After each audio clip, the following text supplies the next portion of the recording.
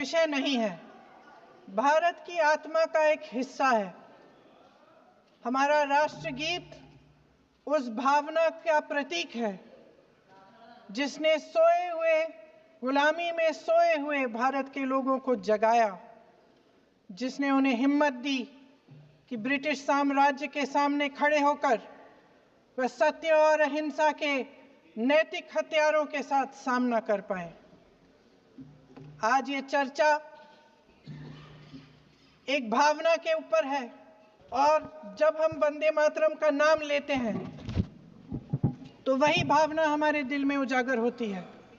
जब हम वंदे मातरम का नाम लेते हैं तो हमें उस पूरे इतिहास की याद आती है जो स्वतंत्रता संग्राम का इतिहास था, उसकी पीड़ा, उसका संघर्ष, उसका साहस, उसकी नैतिकता, उसका जो बल था कि ब्रिटिश साम्राज्य उसके सामने झुका। अध्यक्ष महोदय, वंदे मातरम उस आधुनिक राष्ट्रवाद की अभिव्यक्ति है जिसने भारत के लोगों को एक राजनीतिक और नैतिक आकांक्षा से जोड़ा, जिसने भारत के लोगों को एक साझा नियति के उत्तराधिकारी, एक साझा भविष्य के निर्माता के रूप में देखा। लेकिन आज की ये बहस मुझे कुछ अजीब सी लग रही है। जैसे मैंने कहा, ये गीत देश की आत्मा का हिस्सा बन चुका है। 150 सालों से देशवासियों के दिलों में ये गीत बस चुका है। 75 सालों से हमारा देश आजाद है, तो फिर आज इस बहस की क्या आवश्यकता है?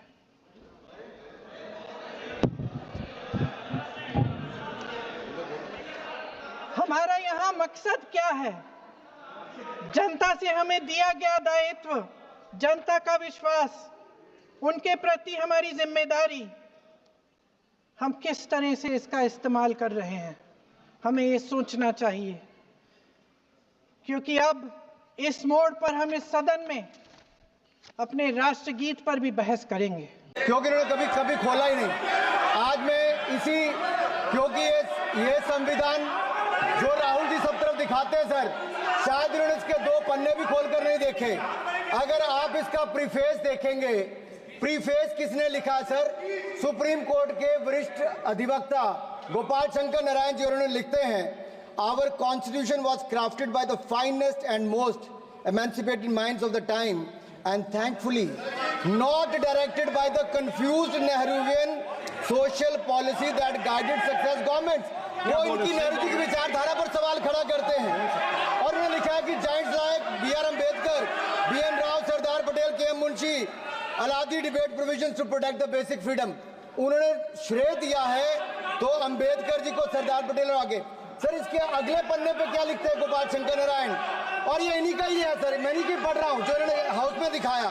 इसमें लिखा है, were it not for the strength of the document Indira Gandhi would have been compelled to end the darkest episode in independent India by ending the emergency.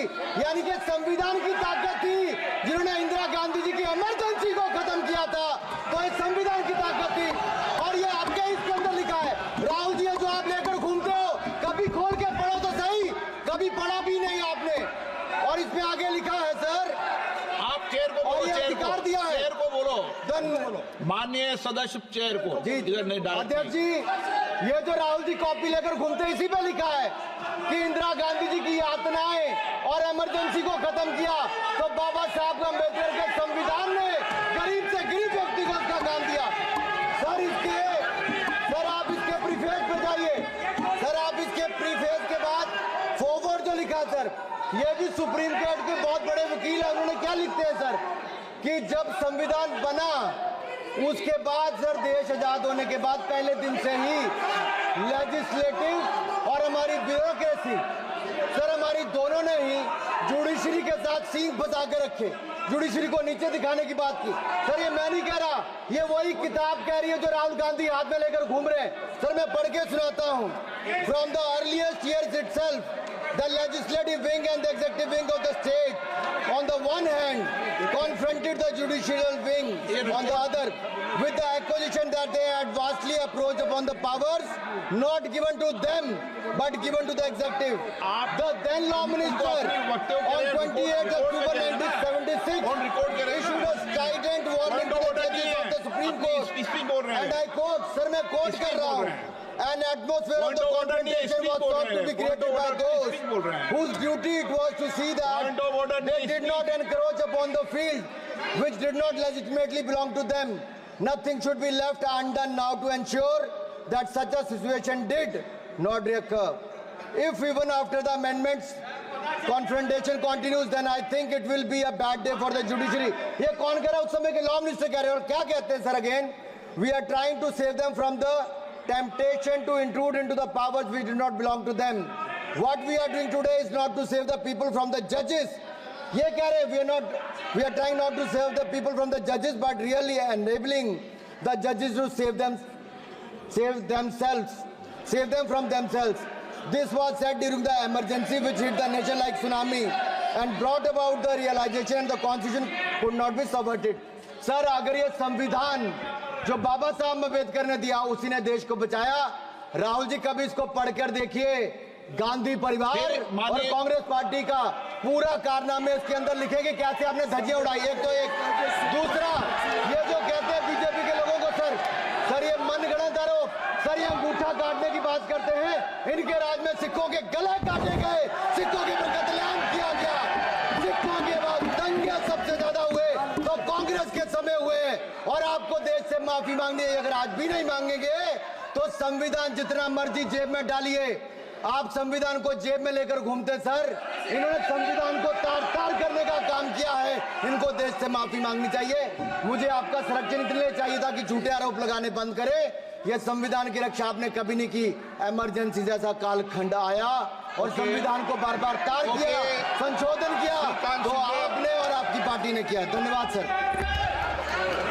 Shrikant Shinde. धन्यवाद अध्यक्ष जी.